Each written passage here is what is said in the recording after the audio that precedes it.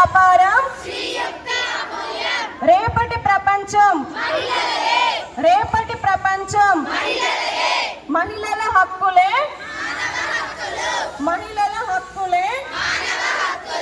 సాధిద్దాం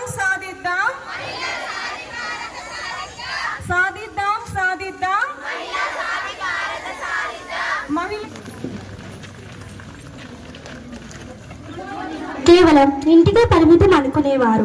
కానీ నేడు ఆ పరిస్థితి మారింది. ఆకాశంలో సగం కాదు, ఆకాశమంత ఎత్తుకు ఎదిగి అన్ని రంగాల్లో తన ముద్ర వేస్తుంది.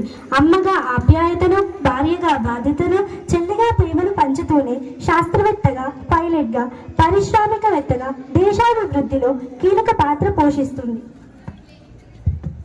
అమ్మ ఒడిలోనే మన మొదటి పాఠం మొదలవుతుంది.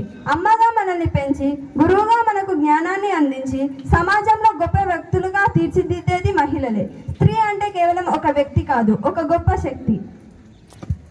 మహిళలను గౌరవించడం అంటే మనల్ని మనం గౌరవించుకోవడమే. ఆడపిల్లలకు రక్షణగా తోడుగా ఉంటూ వారిని ఉన్నత శిఖరాలకు చేరుద్దామని ప్రతిజ్ఞ చేద్దాం.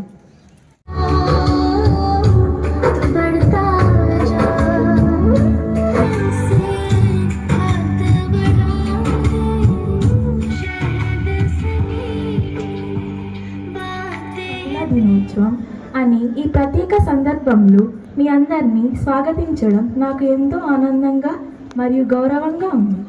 ప్రతి సంవత్సరం మార్చి 8న మహిళా దినోత్సవాన్ని జరుపుకుంటాము. సమాజంలో మహిళలు సాధించిన విజయాలు, వారి శక్తి మరియు వారి సేవలను గుర్తు చేసుకునేందుకు ఈరోజు ఎంతో ముఖ్యమైనది. మహిళలు మన జీవితాల్లో తల్లులు, అక్కా చెల్లెళ్ళు, ఉపాధ్యాయులు, నాయకులు మరియు స్నేహితులుగా అనేక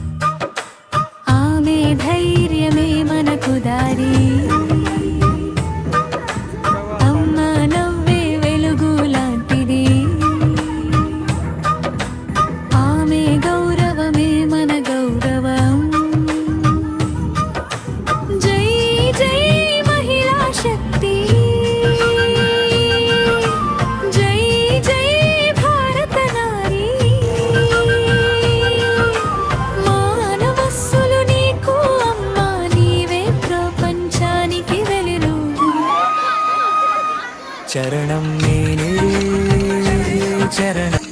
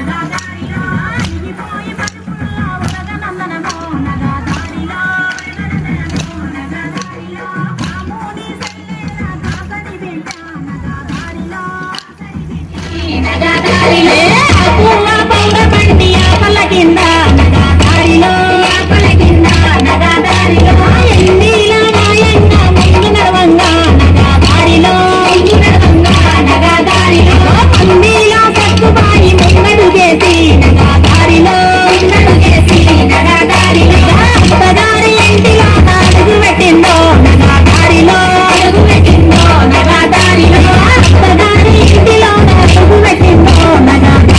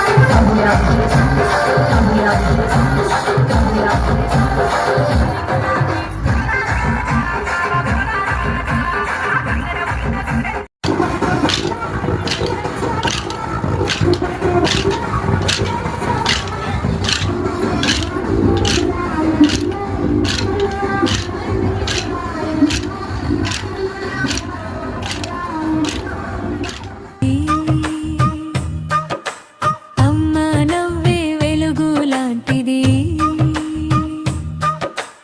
ఆమె గౌరవమే మన గౌరవం. జై జై మహిళా శక్తి, జై జై భారత నారీ.